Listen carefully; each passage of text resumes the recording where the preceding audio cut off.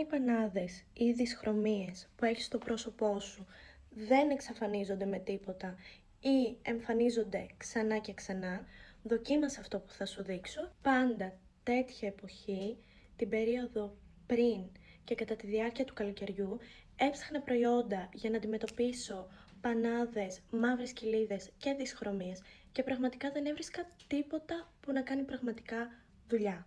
Μέχρι όμως που δοκίμασα την θεραπεία Spotlight Set από την Belire και ειλικρινά έχω δει τεράστια διαφορά. Όπως όλοι γνωρίζουμε, οι πανάδες και οι δυσχρωμίες δημιουργούνται κατά κύριο λόγο από τον ήλιο, αλλά πολλές από αυτές είναι και κληρονομικές. Οπότε να γνωρίζετε ότι η θεραπεία κάνει και για τις δύο περιπτώσεις, ακόμα και για πάρα πολύ δύσκολες περιπτώσεις, σίγουρα θα δεις διαφορά. Η θεραπεία ονομάζεται Spotlight από την αγαπημένη μου εταιρεία Belire, την οποία έχει οικογένεια γιατρών και σας την έχω δείξει πάρα πολλές φορές.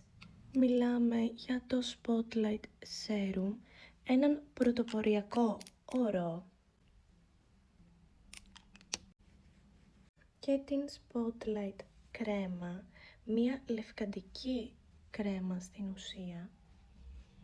Προσφέρουν άμεση λεύκανση, φωτεινότητα και ομοιόμορφο τόνο στην επιδερμίδα. Είτε θα τα χρησιμοποιείτε το βράδυ και θα πέφτετε για ύπνο, είτε θα τα χρησιμοποιείτε το πρωί και μετά θα τοποθετείτε από πάνω το αντιλιακό σας, νοείται με SPF 50. Εγώ όταν τα πήρα η εταιρεία είχε τη μεγαλύτερη έκπτωση του χρόνου, 40%, και ελπίζω να την έχει ακόμη, οπότε όταν τα δοκιμάσετε περιμένω στα σχόλια τις εντυπώσεις σας.